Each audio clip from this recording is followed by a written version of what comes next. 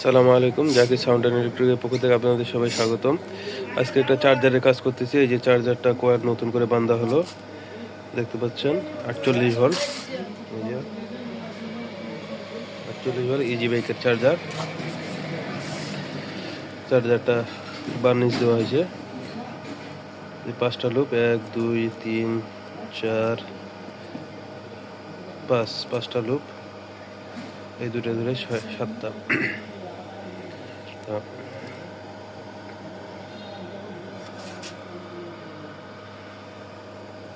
নতুন করে বাধাই করা হলো তামা দিয়ে, 100% কপার। এই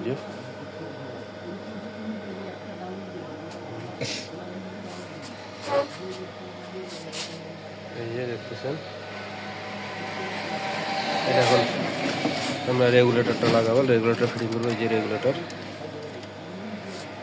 রেগুলেটরটা লাগাবো, রেগুলেটর, ফ্যানের লাইন,